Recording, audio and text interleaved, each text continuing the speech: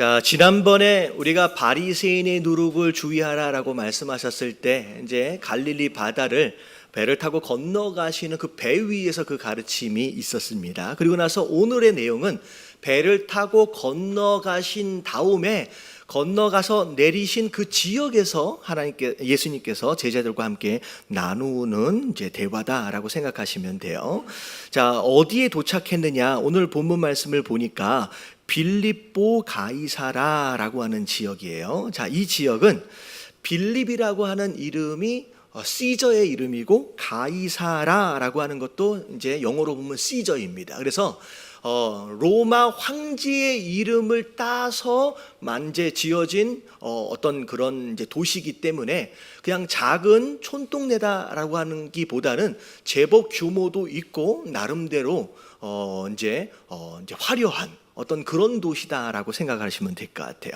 자, 그런 가운데 여러분들이 그림을 싹 그려보시면 좋을 것 같아요. 거기에서 자, 누가 함께 있느냐? 예수님과 제자들이 함께 있는 거죠. 화려하고 근사하고 웅장한 도시예요. 거기에 지금 예수님과 제자들은 어디서 온 사람들이에요? 갈릴리 촌동네에서 온 사람들이에요. 그렇기 때문에 이게 그림을 보면 서울 시내에 누가 온 거랑 되게 비슷하냐면 촌에서 평생 살다가 온 촌 사람들, 청년들이 막 두리번 거리고 있는 그런 모습과 되게 비슷하다라고 생각하시면 됩니다. 자, 근데 거기서 예수님이 뭐라고 질문을 하시느냐? 사람들이 나를 누구라고 얘기하느냐는 거예요. 그러면서 어떻게 보면 너희는 나를 누구라 얘기했느냐? 이게 두 가지 질문을 말씀하시는데, 자, 이 장면을 여러분 이게 잘 생각하셔야 돼요. 자, 예수님께서 기적과 이적들을 막 일으키시면서 주변에 있는 많은 사람들이 우와 예수님 이루고 있는 상황에서 물어봤다고 생각했어요. 그러면 당연히 예수님에 대해서 어떤 대답이 나올까요? 굉장히 근사하고 좋은 대답이 나올 수 있어요. 근데 오늘은 상황이 그 상황이 아니잖아요. 이 얘기는 뭐냐면 어떤 상황이나 환경에 의한 상대적인 고백과 상대적인 믿음을 지금 듣길 원하시는 게 아니라 어떤 상황 안에서도 너희는 나를 누구라고 고백하느냐라고 하는 것을 그걸 듣고 싶으신 거죠. 그래서 이 상황을 여러분들이 처음 이제 이렇게 인식하시면 될 것 같고요. 두 번째 중요한 게 시기예요. 시기. 자, 이 고백을 들으시길 원하시는 이 시기가 뭐냐면 자, 예수님이 곧 있으면 이제 고난을 받으시고 죽음을 이제 당하시게 됩니다. 어떻게 보면 예수님의 3년 동안의 공생애를 이제 결산하는 그런 상황 안에서 제자들에게 물어보신다라는 것은 그동안 3년 동안 나를 따라다니면서 얼마나 나에 대해서 알고 배웠는지를 지금 마지막으로 마치 기말고사를 보는 것처럼 지금 말씀하고 계시는 거예요. 그래서 이때 제자들이 뭐라고 이야기하느냐에 따라서 잘 배웠느냐 잘 못 배웠느냐라고 하는 것이 어떻게 보면 결정이 되어지는 순간이다라고 생각하시면 될 것 같습니다. 자, 뭐 서론을 좀 길게 설명했는데 대충 이해는 되시죠? 되시죠? 네.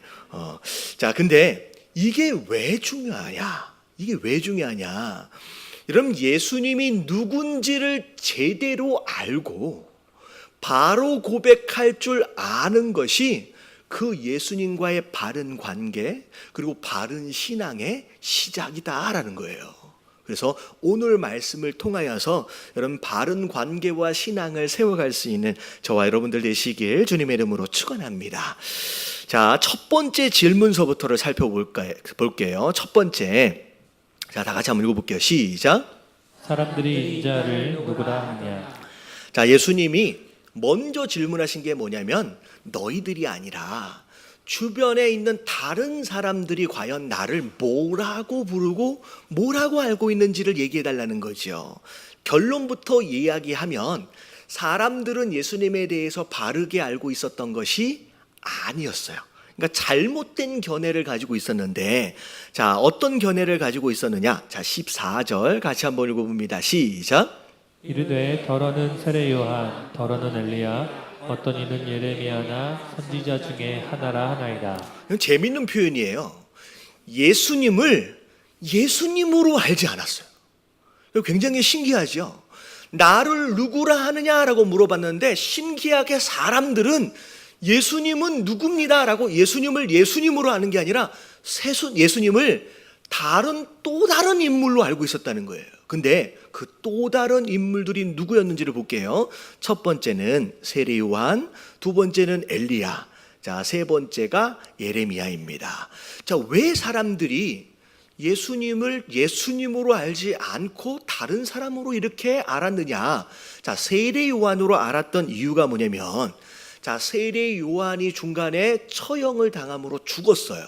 근데 세례 요한이 죽는 그 시점과 예수님께서 본격적으로 활동을 시작하는 시점이 딱 맞아떨어져요. 더군다나 세례 요한은 이 땅에서 복음을 증거할 때 무엇에 대한 복음을 증거했느냐? 자, 뭐 하라 그랬어요? 회개하라, 천국이 가까이 왔다. 예수님도 처음 말씀을 증거하실 때 뭐라고 말씀하셨어요? 똑같이 회개하라, 천국이 가까웠다. 그래서 전했던 복음도 일치하고, 그리고 죽고 활동을 시작하는 그 시점도 너무 똑같아서 심지어 헤롯 왕 같은 경우에는 세례 요한이 뭐 한 것이라고 착각했느냐면 환생한 게 아니냐라고 착각할 정도로. 그래서 많은 사람들이 첫 번째 세례 요한 아니냐라고 착각했어요. 자, 두 번째, 자, 엘리야로 착각했는데, 여러분 엘리야는 구약 성경에 나오는 선지자들 가운데 가장 능력 있는 선지자예요. 예수님께서 공생의 생활하실 때 어마어마한 기적과 이적들을 일으키셨습니다. 심지어 병든 자를 고치시고 귀신을 쫓아내시는 것 정도가 아니라 물고기 2마리와 보리떡 5개로 몇 명을 먹이셨어요?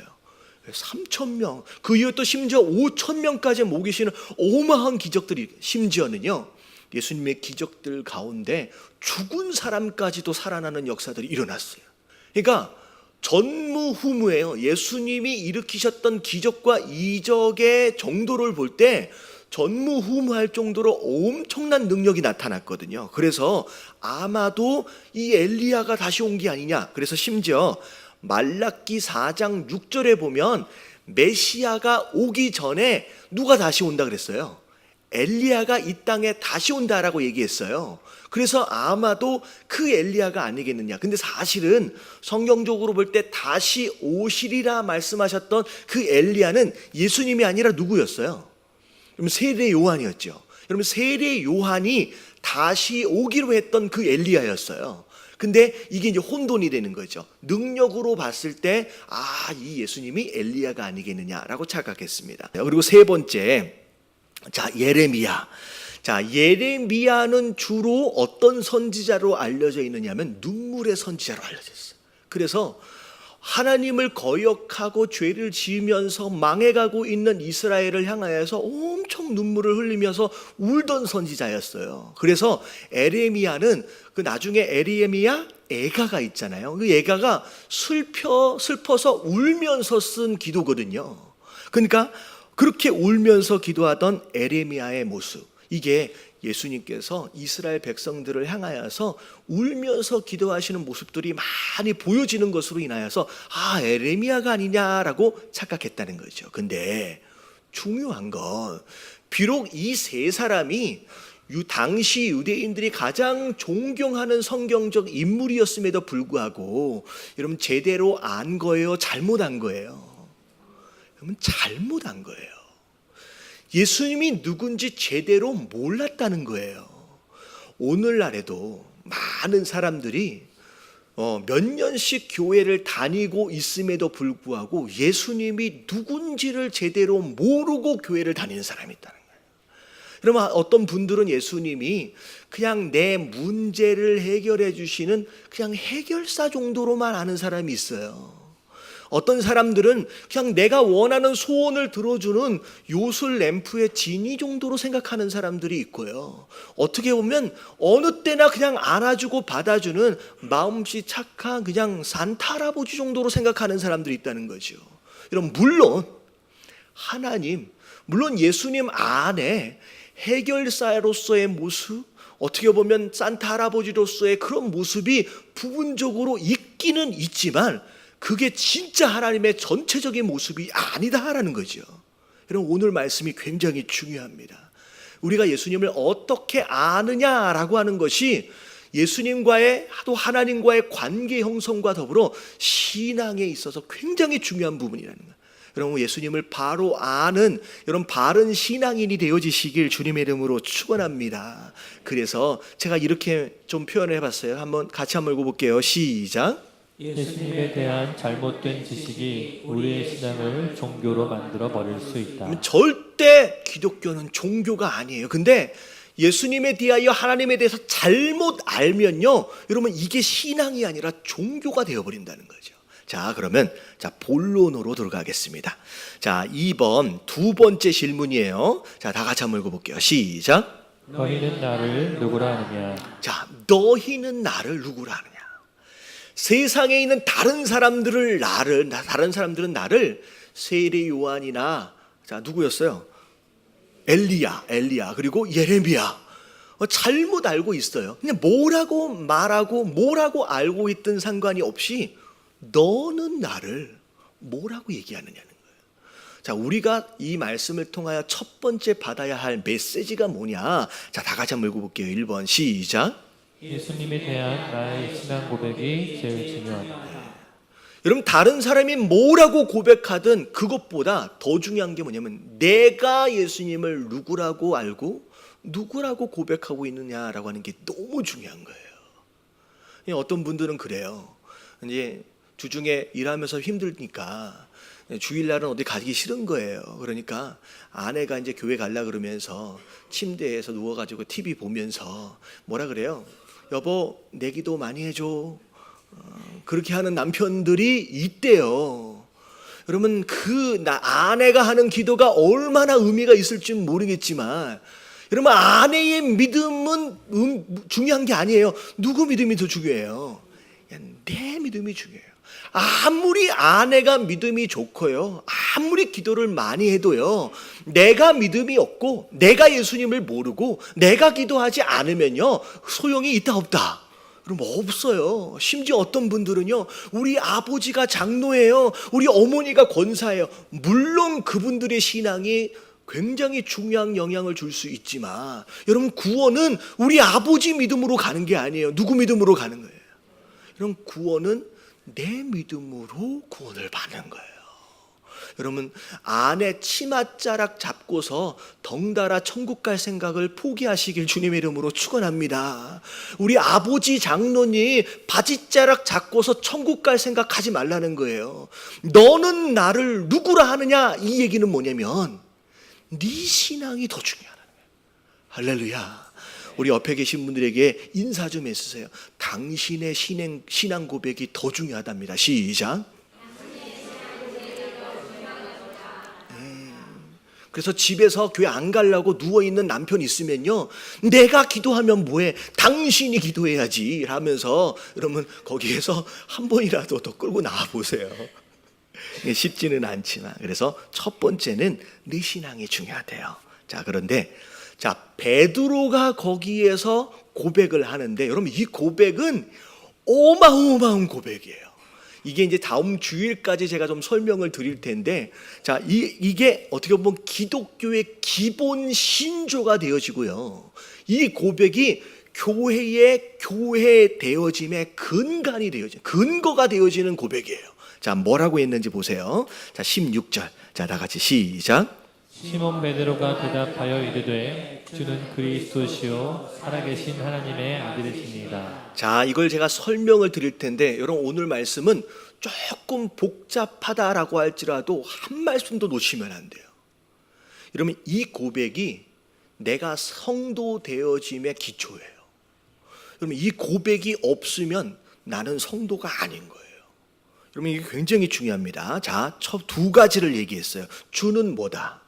그리스도시다. 그 다음에 하나님의 아들입니다. 여러분, 일반적으로 이 설명을 그리스도는 예수님의 인성을 이야기하고요, 그리고 하나님의 아들이다라고 하는 것을 예수님의 신성을 의미한다라고 설명합니다. 근데 이건 단순히 사람으로서의 예수님, 하나님으로서의 예수님을 얘기하는 그 정도의 수준이 아니에요. 자, 그리스도는 사실은 어떤 의미냐? 직분으로서의 역할을 의미하고요. 그리고 하나님 되어지심에 대한 존재와 그 관계성을 이야기해요. 자, 여기까지 얘기하니까 와, 오늘 진짜 어렵다라고 생각할 수 있는데 제가 설명을 더 드릴게요. 자, 그리스도. 자, 그리스도가 뭐냐? 자, 구약에서 하나님께서 약속하셨던 그 메시아를 의미하는데, 여러분들이 그리스도는 직분입니다. 종종 신앙생활을 하시는 분들 가운데 예수 그리스도 이러니까 그리스도는 성이고, 아니 예수는 성이고 그리스도는 이름인가 보다, 그렇게 아시는 분이 계신데, 여러분 그리스도는 이름이 아니에요. 그래서 문재인 대통령 하면 문재인은 뭐예요? 이름이죠. 그 다음에 대통령은 뭐예요? 직분이에요. 그런 것처럼 그리스도는 직분인데, 자, 이 직분이 뭐냐? 원래 그리스도의 의미는, 자, 어떤 의미냐면, 다 같이 한번 읽어볼게요. 시작. 기름 부음을 받은 자. 자, 기름 부음을 받은 자가 그리스도라고 하는 직분의 의미입니다. 이름의 의미예요. 자, 이걸 왜 말씀을 드리느냐? 성경에서 누가 기름 부으심을 받았느냐라고 하는 걸 알면 예수님이 어떤 분이냐라고 하는 것이 드러나는 거예요. 자, 이스라엘에는 세 종류의 사람만 기름 부으심을 받아요. 자, 첫 번째는 누구? 자, 순서를 제가 정했어요. 첫 번째는 제사장, 두 번째는 선지자, 세 번째는 왕이에요. 그러면 이게 무슨 의미냐? 예수님, 주는 그리스도입니다 라고 하는 것은 곧 예수님은 무엇입니다? 제사장이시고 선지자이시고 왕 되십니다 라고 하는 고백이에요.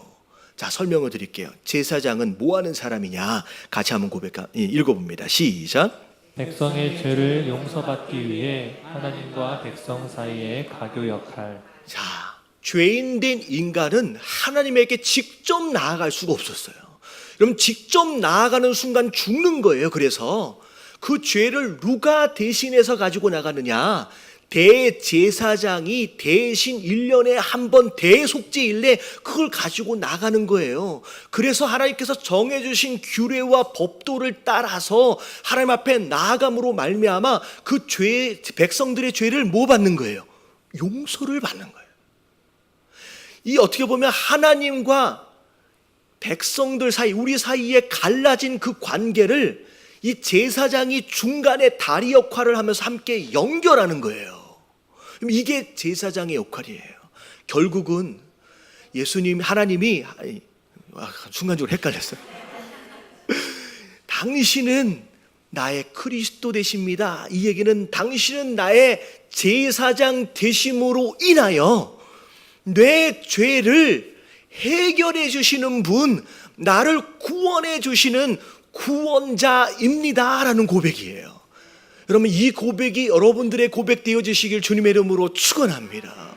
여러분, 인생의 모든 문제가 무엇에서부터 시작됐어요? 여러분, 죄 때문에 시작된 거예요.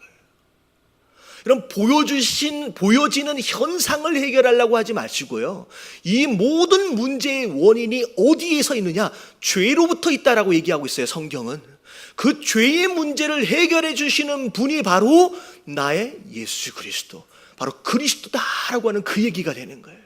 자, 첫 번째, 예수님이 나의 구원자 되십니다. 이 고백이 그리스도 안에 담겨 있는 의미예요. 자, 두 번째, 자, 어떤 사람이 기름 부음을 받아요? 선지자. 자, 다 같이 한번 읽어볼게요. 시작.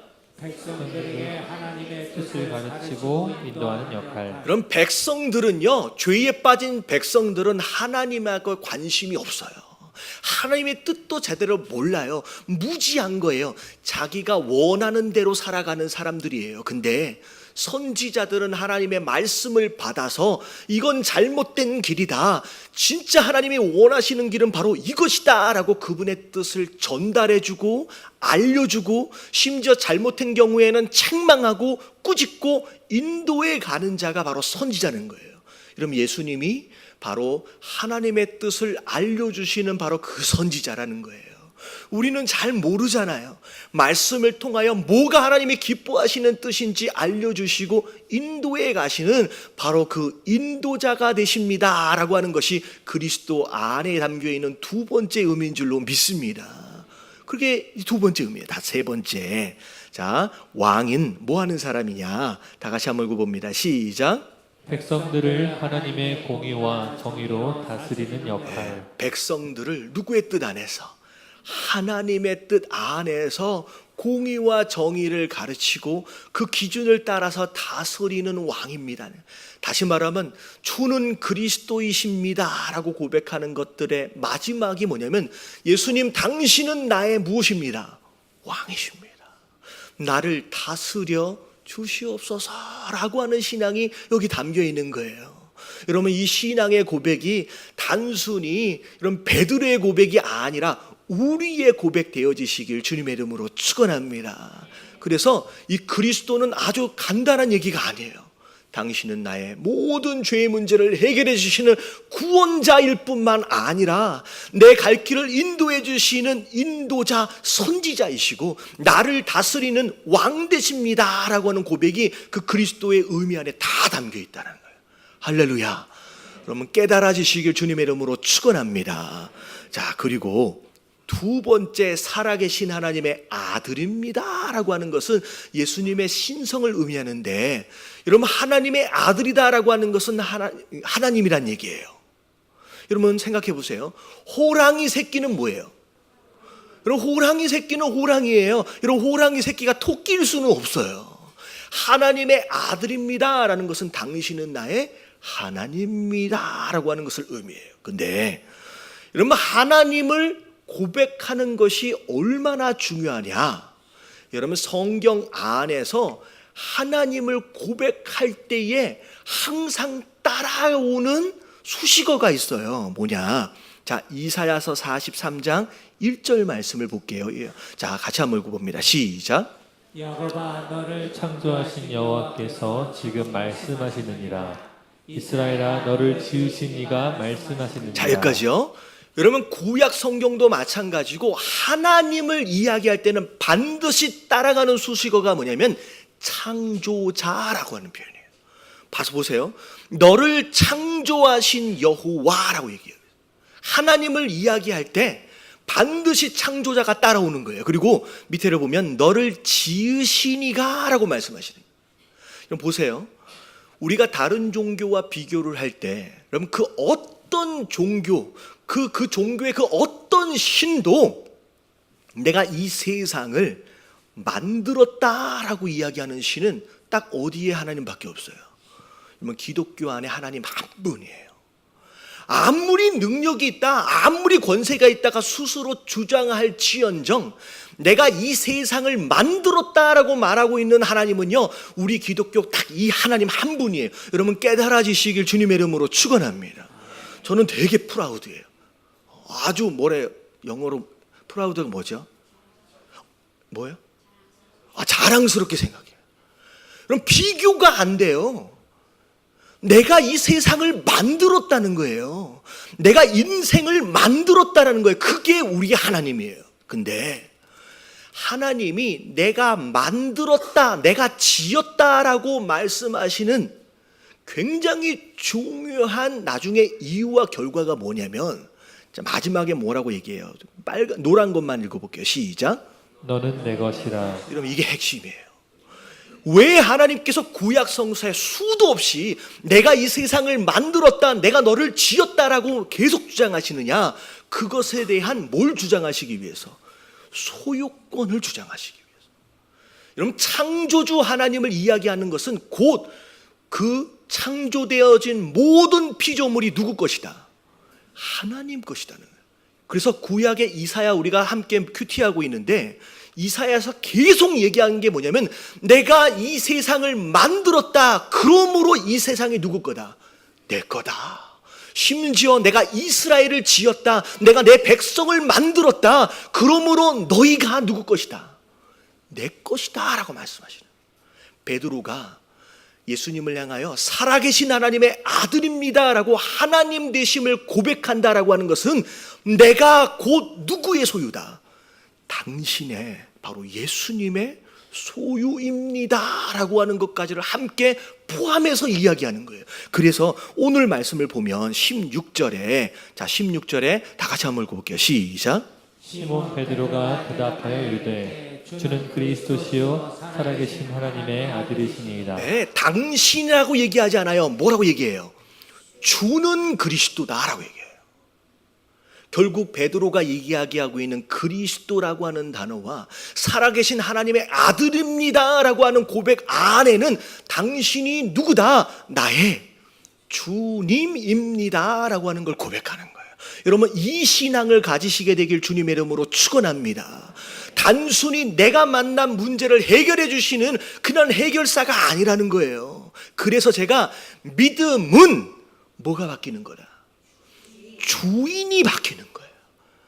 내가 하나님을 만나기 전에는 내가 주인이었어요. 돈이 내 삶을 움직여서 돈이 주인이었어요. 근데 내가 하나님을 만나고 예수 그리스도를 만나는 순간 뭐가 바뀌었어요? 내 삶의 주인이 누구로? 예수 그리스도 하나님으로 바뀌었다라는 거예요. 여러분, 이게 신앙의 가장 중요한 핵심이에요. 여러분, 주인이 바뀌는 게 믿음이에요. 여러분, 그게 신앙인 줄로 믿습니다. 그래서 여러분, 이 말씀이 다음 주에도 연결이 되는데, 여러분, 제가 다음 주의 설교 제목을 먼저 말씀드릴게요. 여러분, 다음 주 설교의 제목이 뭐냐면 교회를 다니지 말고 교회가 되자라는 제목이에요.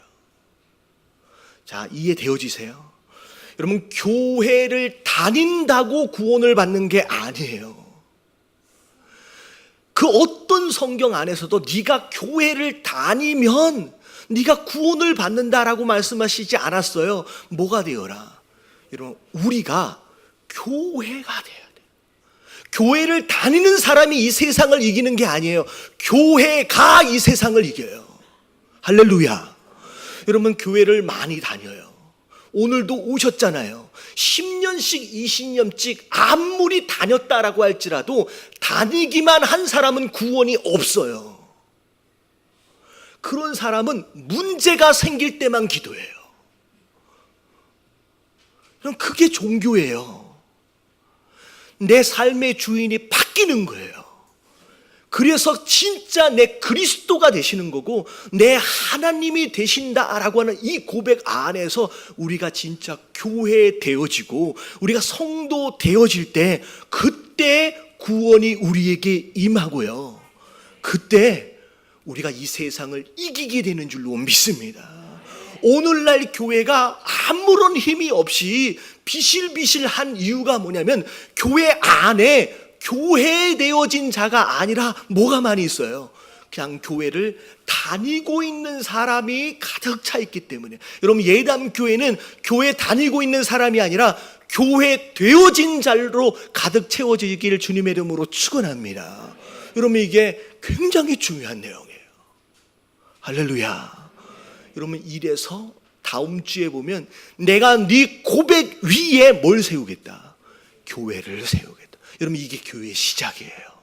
여러분, 깨달아지시길 주님의 이름으로 축원합니다. 옆에 계신 분들에게 인사 좀 해주세요. 당신은 교회입니까? 뭐 대답을 해줘야죠. 예, 제가 교회입니다. 그럼 이게 얼마나 중요한가. 그래서 여러분 17절에 보면 뭐라고 말씀하시느냐. 예수께서 대답하여 이르시되 바요나 시모나 네가 복이 있다. 여러분, 이게 진짜 중요한 게 뭐냐면 이것저것 우리가 받고 싶고 누리고 싶은 것들이 많아요. 근데 그 어떤 축복보다 예수님이 누군지를 제대로 알고 고백할 줄 아는 거, 여러분, 이게 진짜 복인 줄로 믿습니다. 여러분, 이미 이 복을 받은 사람들은요, 여러분, 솔직히 자다가도 일어나서 울 일이 아니죠. 웃을 일이에요. 너무 기뻐서. 여러분, 비록 이것저것 채워지지 못한 것들 많이 있지만 그 어떤 축복보다도 이 축복을 받았다라고 하는 것만이 이게 얼마나 기쁨이냐는 거예요. 여러분, 깨달아지시길 주님의 이름으로 축원합니다. 자, 그래서 이번에 보니까 그렇게 나와 있어요. 다 같이 한번 읽어볼게요. 시작. 예수님을 바로 알고 바로 믿는 것이 최고의 복이다. 자, 그게 최고의 복이에요. 근데 자, 3번을 보면 자, 뭐라고 나와 있느냐? 자, 읽어볼게요. 시작. 믿음은 하나님의 선물입니다. 예. 나도 그렇게 고백하고 싶은데 여러분 잘 보세요. 오늘 17절에 보면 자, 17절에 보면 이를 네게 알게 한 이는 혈육이 아니래요. 사람이 너로 하여금 알게 한 게 아니라 누가 알게 하신 것이다. 하늘에 계신 내 아버지가 하나님이 알게 하신 거예요. 다시 말하면 여러분 믿음은 내가 믿어야지 라고 애를 쓴다고 받아지는 게 아니라 이 고백도 마찬가지예요. 제가 문병을 한번 간 적이 있는데 그러면 곧 돌아가실지도 모르는 분이에요. 근데요 저는 그래요. 자식 되어진 사람들이 쫙 옆에 둘러서서 아버지 예수님 믿으셔야 돼요. 이제 돌아가실지도 모르잖아요. 꼭 구원 먼저 받으셔야 돼요. 근데요 눈 감는 그 순간까지 진짜로 내가 예수님이 나의 그리스도시고 나의 하나님이십니다. 나의 구원자입니다. 말 한마디만 해버리면 너무 좋을 텐데 심지어 자식들을 위해서라도 한마디 할 수 있잖아요. 근데요 끝까지 눈을 감을 때까지 그 고백이 입에서 안 나와. 그러면서 뭐라고 얘기하느냐? 내가 한 게 뭐가 있어서 하면서 끝까지 그걸 말로 고백을 못 하더라고요. 그렇게 돌아가셨어요. 제가 그걸 보면서 이거는 사람이 하는 게 아니구나. 누가 해주시는 거예요. 하나님이 고백할 수 있도록 해주셔야만 가능한 거예요. 그래서 에베소서 2장 8절을 보면 자, 같이 한번 읽어볼게요. 시작. 너희는 그 은혜에 의하여 믿음으로 말미암아 구원을 받았으니 이것은 너희에게서 난 것이 아니요 하나님의 선물이라. 믿음으로 구원을 받는데 그 믿음은 누가 주시는 거예요? 하나님이 선물로 주시는 거예요. 여러분 이 선물은 기프트라고 나와 있기도 하고요 은혜라고 하는 또 다른 단어로도 나와요. 여러분 하나님이 어떤 사람에게 선물을 주시느냐라고 하는 게 굉장히 중요한데 이러면 어떤 사람에게 은혜를 주시느냐라고 하는 게 너무 중요한데 성경 이미 아시죠? 누구에게 은혜를 주신대요? 겸손하게 그냥 하나님의 말씀을 내가 믿어봐야지. 내가 마음 가운데 가지고 있는 고집을 좀 내려놓고 그래서 내가 믿어봐야지. 내가 여태껏 종교 생활을 해왔구나. 내가 신앙을 가져야 되겠구나 라고 낮아지는 마음을 갖는 자에게 이런 하나님께서 선물을 주시는 줄로 믿습니다. 그럼 이게 너무 중요해요. 여러분 이 선물을 이미 받으신 분은 아멘 하십시다. 주는 그리스도시요 하나님의 아들입니다 라고 하는 고백이 여러분 안에서 이미 내 것 되어지신 분은 아멘 하십시다. 여러분 이 선물을 이미 받은 자로서 여러분 죽는 그날까지 여러분 하나님이 나를 부르시는 그날까지 이 선물을 빼앗겨서는 안 된다는 거예요. 여러분 이 선물을 여러분 끝까지 목숨처럼 지켜내심으로 말미암아 구원받는 여러분 교회 되어지시고 성도 되어지시길 주님의 이름으로 축원합니다.